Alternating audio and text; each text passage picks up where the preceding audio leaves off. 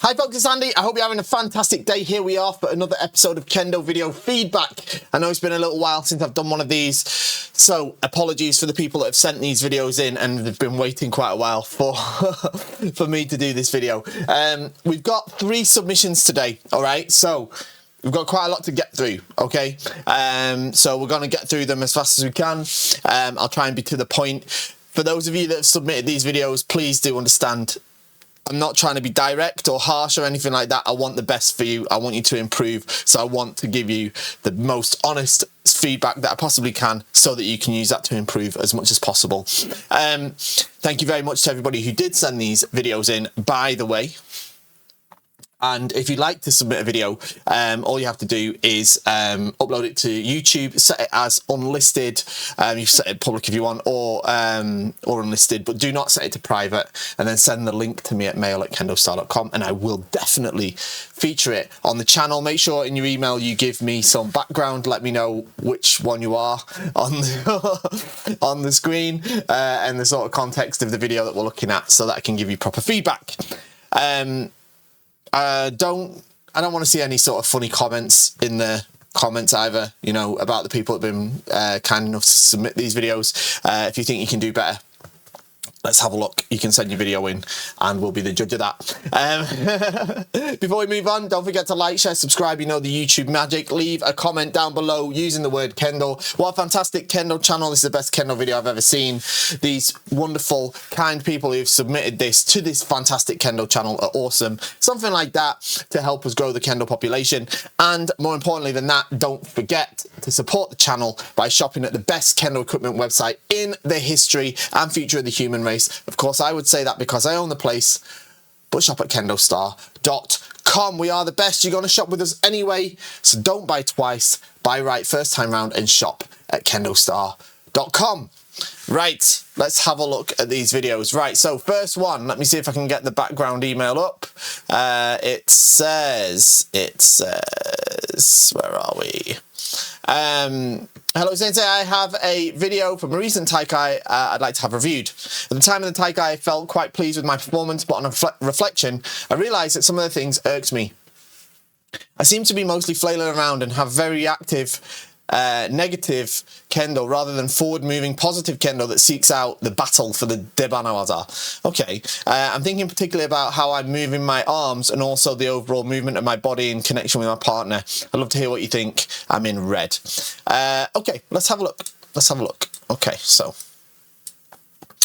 I know this. This hall.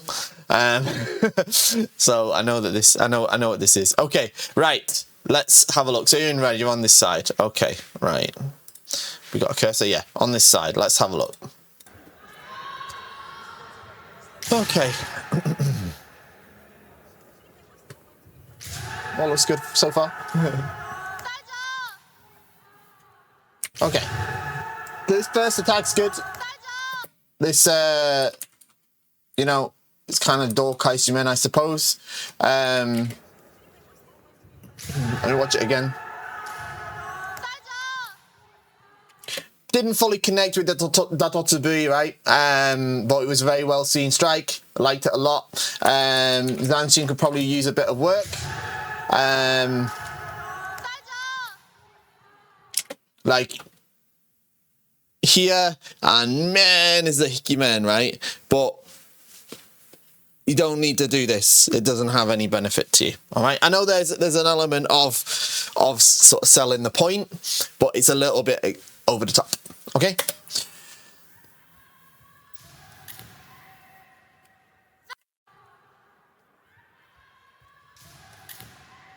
Okay.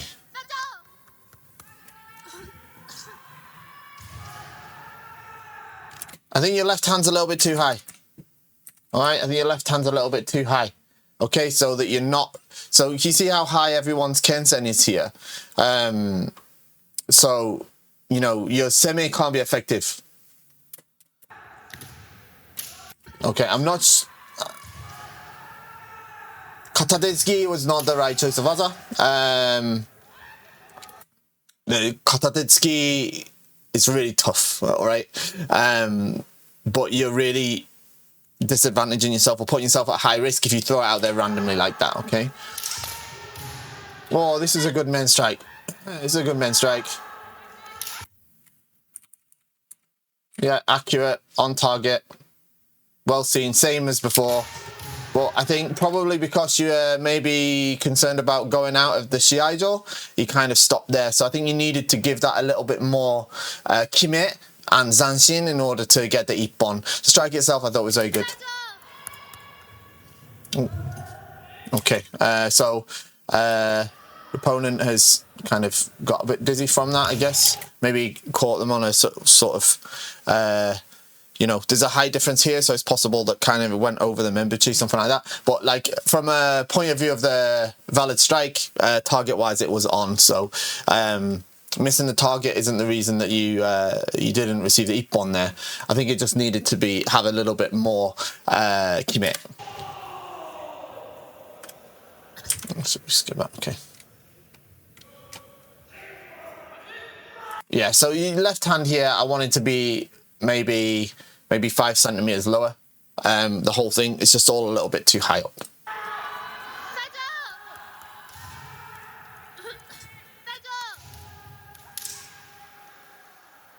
So obviously this is a bit of a toku as of yours, this kind of block and then men, which is good. It's good, but we're kind of relying on it a little bit. Too much. I agree with you. I think there's a little bit too much of sort of a little bit too reactionary and not enough proactiveness. And I don't mean do more attacks. I think you'd benefit from more proactive semi, so a more proactive approach and hunt for an attack rather than just rely on your opponent attacking you. It doesn't necessarily have to be the debana. Now I see what you've gone for here. Okay, so this is a kind of this is a feint to Gyakudo and a strike at the men, right? I know that's what it is. All right, but the problem is you haven't quite sold the Gyakudo enough to get the men, right? So to get this technique, it's really down to semi, all right? So where you've sort of just from a far distance randomly stepped in and then made this sort of feint for Gyakudo in a way and then gone for the strike. It's not in relation to what the movements of the opponent are. You've got to get the opponent on the back foot in the first place, get them in a position where they're feeling like they need to block your attacks, all right? The way to do that is make them afraid of your men strikes, all right, and not your kaishiwaza, yeah? So you're tall, so with the improvement to your kamae and semi, you will have that effect on people. They'll feel like you're going to strike at the men. And then you have to look like you're about to strike the men. So that means that not just rushing in and then lifting, but instead semi, press, even osae on the other person, shinai, so that they feel that their men is exposed. And then from there, that's when you lift up for the Gyakudo, because they'll first feel that their men is exposed, so their hands will come up to block their men, and then they'll see that you've gone for Gyakudo, and that's when they'll come back down again, and that's when you hit the men, all right? So it's a complicated waza. It's not so easy. It's complicated. It needs, you know, it's extremely effective when it's set up in the right way, but it's important that it's set up in the right way for it to work. Otherwise, this happens.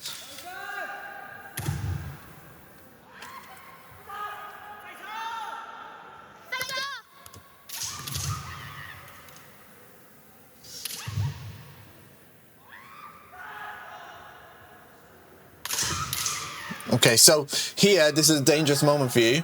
You spend a lot of the Shiai doing this. You're susceptible to Gyakudo or Gyakudo feint men yourself, because you're often, left hand is coming up above your head. So, this was if this had been a higher quality strike from your opponent, there's a high probability this could have been their ippon, or their Gyakudo.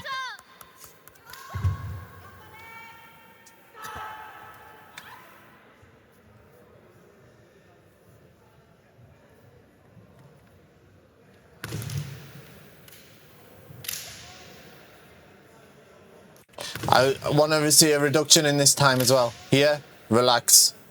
Okay. Okay, you have to treat your kamae with more importance.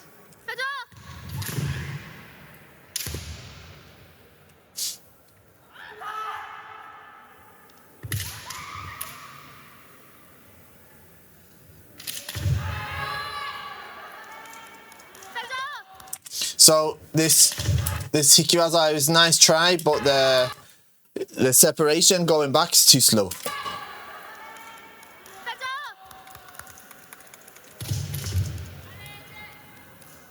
Okay, it's starting to look like you're getting tired, or you've run out of ideas now of what to do. Okay, so you need to kind of keep your head together when it gets to this point and examine what's happening with your opponent and your partner and see where you might be able to find a chance to create a strike, right?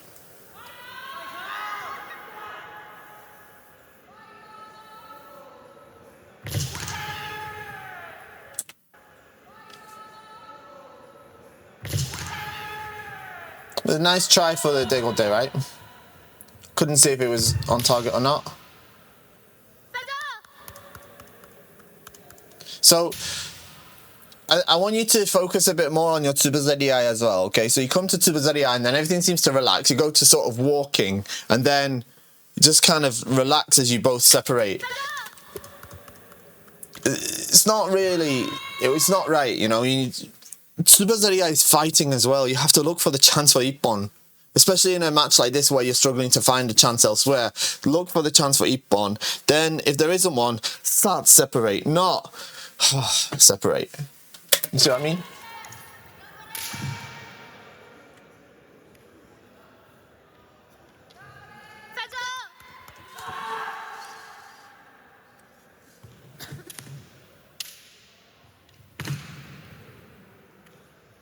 Okay, so problem is here, right? You've done quite well to come to a distance here. All right, okay, so let's find something to hit. Let's find a chance to hit.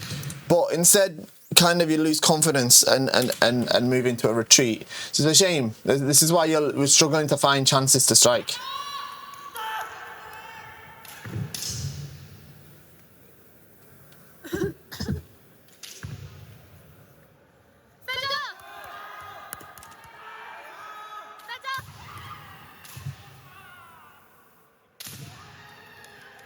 This is men for your opponent. This is men for your partner. Yeah, this is white men. Yeah. So what happened here is this is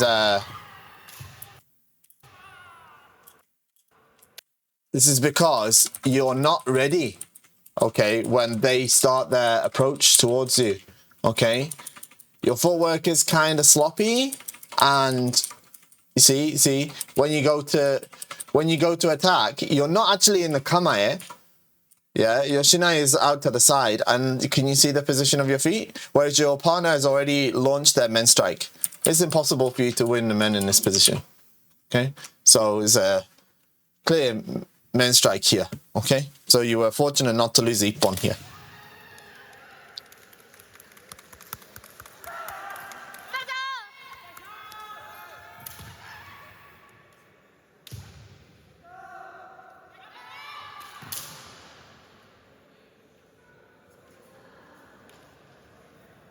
So, you know, when you find yourself in this sort of situation, you know, I'm starting to feel like the same thing is just happening over and over again. All right, now, please don't take this as me being, I'm not trying to be overly critical. I know it's harsh what I'm saying. All right, I'm saying it because I want you to do, I want the best for you. All right, but like, I feel like we're in a loop here. You know what I mean? Like the same thing's going over and over again. Like there's a kind of a step in, then a lack of confidence. We block like this. The partner attacks the door, so we try the kaisi men. You know, you have to break that loop. You know, you can't just keep repeating the same thing. You know.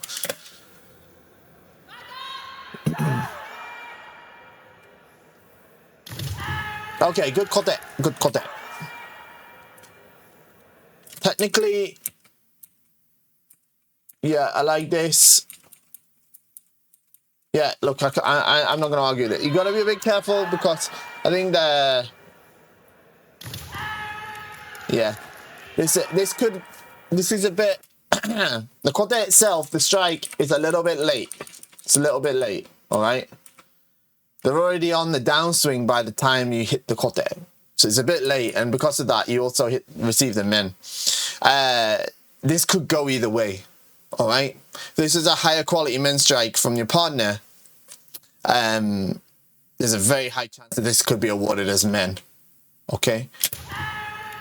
So the timing of that kote needs to be a moment earlier. Okay.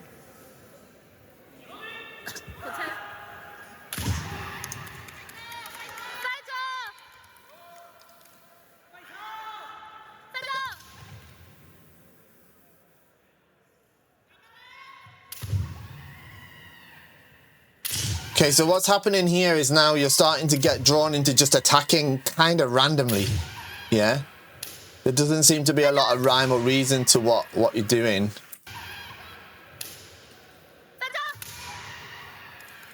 Okay, so I you know, this is obviously you were able to hit the men, but it wasn't good enough in terms of Kikentai no Ichi for it to be awarded Ippon.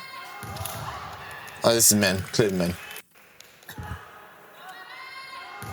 There's the same thing happened here. I think I see that you tried to sort of invite the men strike a bit with this action, which is fine, but like just the timing is totally wrong, right? So you received a clean, fair men strike. It is what it is.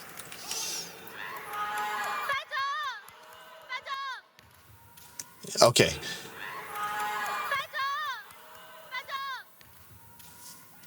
So Katatsugi is just not useful in this situation. It's super dangerous because, as you can see,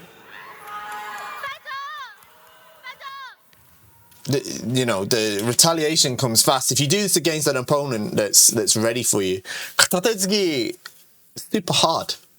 Super hard. You have to use it on an opponent that's not ready for it, and it has to be like unexpected. You know. It's useful against like the person that's trying to draw you, you know, rather than the person that's proactively fighting you, you know.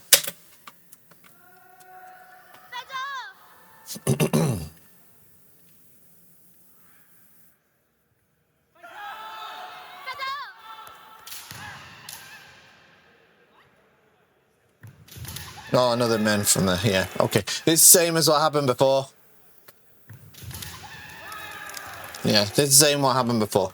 So, let me see.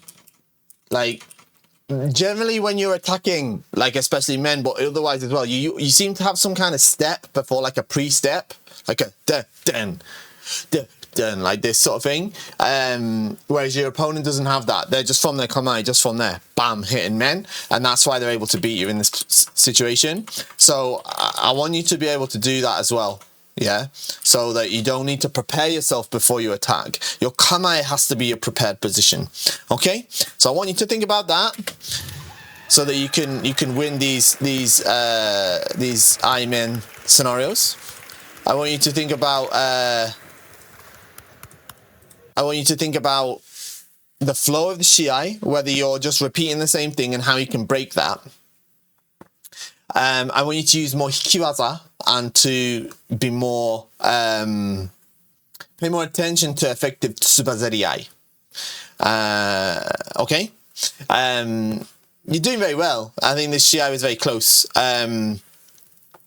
but I think there are if you focus on these points, I think you'll start to see a lot of success very quickly. Okay, so and I think your left hand's too high in your kamae as well, so it's not really affecting the other person enough. Okay, so well done. Thank you for sending the video and keep it up. Okay, next one. Right, let's have a quick look what the background info on this one is.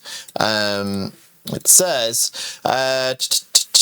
Johnny Fish Sensei, congratulations on your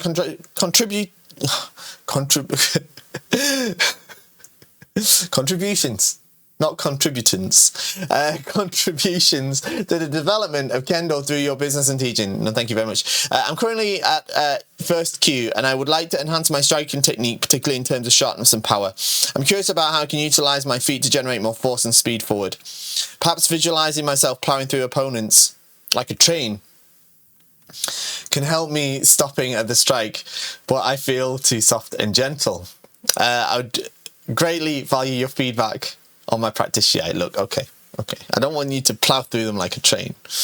In the video, I'm wearing red, and my partner is white. We're both mudansha. Okay, right. Let's have a look. All right, let's have a look. So you're the red player. So this side here.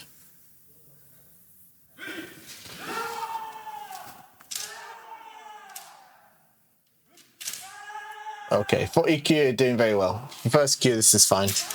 You could get shot down, no problem. Alright, so... What just happened? Ah, yeah, this is a good man. Fair. Fair enough. Look, I wouldn't worry too much about the result. I'm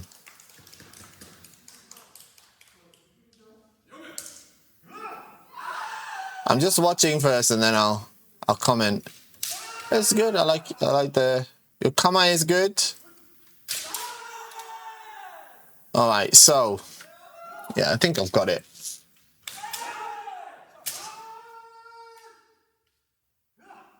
Your Fumikomi is good. All right, your Fumikomi itself is pretty good. But the issue is with your Fumikiri, which is your push off from your left leg. And your left foot hiketsuke is too slow. So you're not pushing so much forward, but I guess it's... Let me see it one more time. Yeah, it's kind of up. You're kind of hopping up into your step rather than stepping forward. Now, I don't want you to plow through them like a train, but it is a bit like that. If it helps you to think about plowing through them like a train, then fine. You can see here. See how we've got a really useful table there in the background that provides a line of where your hips are. And as you see how as you attack, you jump up in the air. Okay? So I want you to push forward, your hips forward, not upwards. Okay? And it will make a big difference in terms of the power of your striking, as well as the sort of overall kind of explosiveness of your strikes, you know? Because at the minute, everything seems to be a bit on the spot. Sort of hit and sort of stop, you know what I mean? Whereas it wants to be kind of, you know, and everything in there. You see how after hitting, you often like lose momentum. Slow down. After hitting, you speed up, if anything.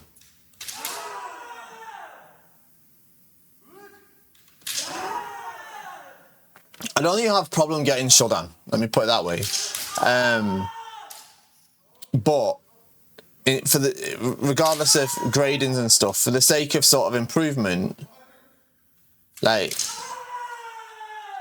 you see like this, how you sort of hit and then everything sort of slows down like that. Whereas like in Japanese, you'd say uchikiru. So you're not like uchikitteru. You're not like actually like applying everything to the strike. It's like everything's focused on the moment of the strike, and then everything after that's sort of neglected. Does that make sense? So I want to see more in terms of work from your footwork to continue through to the end of the strike, if that makes sense. And it's partly because you're jumping up and down, it's like bam, rather than bam, you know, mem or mem. It's different rhythm, right? You know what I'm saying? I know it's not ideal me demonstrating that from a chair, but you know.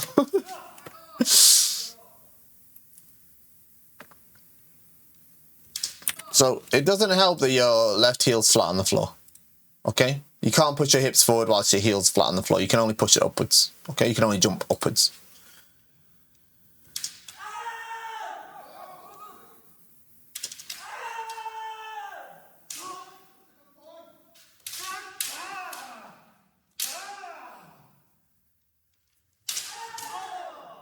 Yeah, you see what I mean? See what I mean? This and to be honest, this is the only thing I want you to focus on, right? Is like here. Here's a really good example. Up to this part, everything's fine, pretty much, especially for the level you're at. But then, see what I mean? And the thing is, right, is I can tell that like this Shiai is really tiring. Because you're putting out attack after attack after attack after attack, which in itself isn't a bad thing, but like the time, like if we were to split up, like if we were to take the time of the Shiai and put in a pie chart of like time spent before striking, time spent striking, time spent after striking. The size of the piece of the pie that is for time spent striking will be relatively large, all right? Is what, you know, is kind of what I mean. And it's not about, your voice is good. The voice is good, don't get me wrong. Voice is good. But the problem is after hitting, the momentum just peters off like that. It's like, man, like that, you know. So that's what I want you to fix, and I want you to only concentrate on that. I don't want to throw too much at you because otherwise, keep your left heel up, all right. Push the hips forward, not upwards, and make sure that when you hit, you speed up. You don't slow down. All right. And I'm not talking about running off into the distance, man, like this. I'm not talking about that. But the energy of the strike mustn't just fizzle out. Yeah? Here. Yeah! Semi. Man! Yeah? Not. Man! Yeah? Make sense? It's not so easy. Keep practicing though. I think you'll do fine. Okay? Okay, next one. Okay, this is the last one. I've got 2 videos on this. This, I believe, is a grading video. Let's have a look what it is. It is a grading. This is, there was 3 people testing for 3rd Dan. I was candidate 303, and I was the only one that didn't pass, and I start on the right on each time. Okay, so let's have a look. Let's have a look what stopped you getting through your 3rd Dan here. Okay. Okay.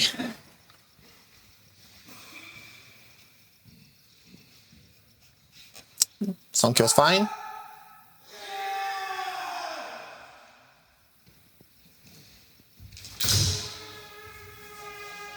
All right, that's the first thing. All right. Where are you going? You know, you're running off over here. Your strike didn't make contact, but you're running off over here, and this guy's over here, right? So this can't be considered Zanshin. All right, Zanshin is a remaining spirit in terms of, you know, with reference to your opponent. This doesn't have that. Now, I appreciate that first Q and first Dan, this is what we practice in Kihon. So I appreciate that that's why we do this in the grading, those levels. But at 3rd Dan now, you have to demonstrate that you understand and you have, to a degree, grasped the ability to perform Yu-Ko Datotsu, a valid strike, okay? And running off like that isn't it, okay? So now you're miles away from each other. Plus, look, if this does happen though, right? And here's the other thing. If this does happen, you don't have to be like, okay? This is why we also have Ayumiashi. Just get back to the Toma distance. And this ya is too early, but it doesn't, I mean, it doesn't matter too much because it's not really what's been looked at.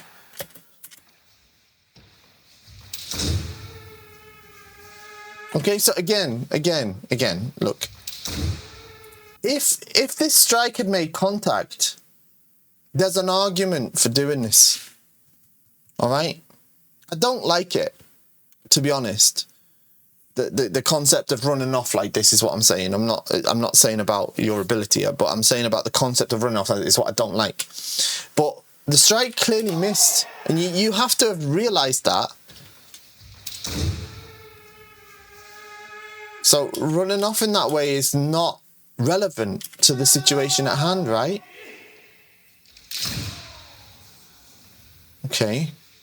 Now, you've done 3 strikes so far and it's all been the same, okay? For third dan, right, they need to see that you've grasped the basics of Kendo, all right? That you understand the basic Kihon, all right?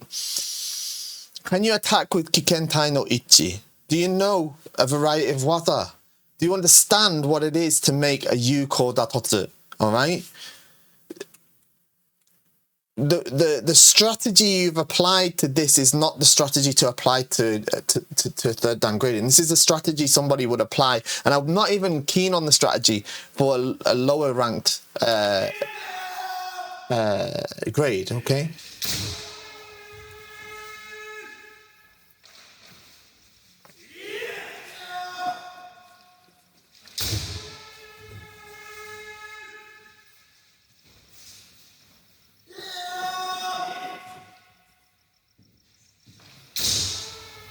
Okay, so it literally did the same thing over and over again, okay? And it didn't, none of the strikes connected.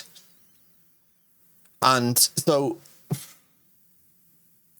they can't give you third dan for this, you know, because you're not showing that you understand that there's more than one waza in Kendo, and that you've been practicing them, and I'm sure that you have, because you wouldn't be testing for third dan if you hadn't, all right? So I'm sure you're very capable of passing this exam, but we've got to change the strategy that you're applying to it, all right? Now let me see the next video and we'll go from there, all right? Please understand, my goal here is to help you pass this exam, okay?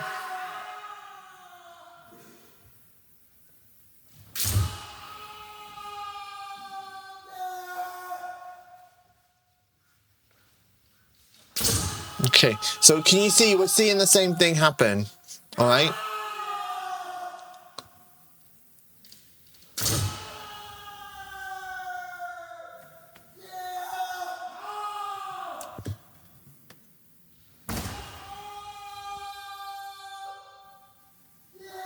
So, unfortunately, you know, okay, so, right. Okay. The whole grading, you just attacked men and every single one of them missed, okay? And despite them missing, you ran off past the opponent with them completely behind you. So we need to change this strategy, okay? We need to change this strategy. You have to use different techniques for third dan. This is definitely third dan, right? Yeah, third dan, right? So you need to use different techniques. Can you use kote? Can you use, I mean, to be honest, you know, to be honest, your opponents are doing a similar thing, but the difficulty is that your opponent's men's strikes are connecting, all right? So, and partly it's because they're both taller than you, all right? And your men's swing is a little bit too big, okay? So not only you're at a height disadvantage, you're at a speed disadvantage because you're using a large swing. So their strikes are connecting and yours are not, all right? So what you have to do in that situation is you can't just keep challenging that same men over and over again because it's not working, all right? So instead, if you're challenging third dan, you must know other techniques, okay? So I'd be looking for you to show me, okay, I understand that I am at a disadvantage here in terms of my height, in terms of my speed. Okay, so when they attack the men, bam, bam, can I do kaishido? Can I do degote? Can I do suriyage waza? Even if they don't connect perfectly, at least I'm showing to my grading panel that I understand that I have to do more than just step in, say yeah, step in and try to hit men, all right? This is not a shodan grading, all right? And to be honest, I would struggle with a shodan grade to pass a shodan candidate that just stepped in and hit men, depending on the quality of the kendo, of course, but I wouldn't get, you know, you have to demonstrate what you've been practicing in your dojo, and I know you must be practicing more than that to be able to test for third dan in the first place, all right? So I want you to use more variety of techniques, and I want you to remember that Zanshin is not about hitting and then running off to the distance, but it's about keeping your awareness towards your opponent. What that means is you hit men, you go forward, they'll hit men at the same time because they're grading, right? And they want to hit men. So often they'll hit men at the same time. There's going to be a moment where you pass each other. And at that point, you turn around and you keep your eyes on them, right? Man! And turn around and kamae, all right? You don't go off to the other side of the dojo, all right? Then you take your next approach. And you use the information you just received to decide your next strike. All right. The thing, you know, if you think every time you hit men, they hit men as well, great. Step in as if you're going to hit men and do kaishido, all right, or do degote or whatever. But you have to do more than just ya, step in, men, run off. Okay, especially if the strikes aren't connecting. All right, especially if the strikes aren't connecting.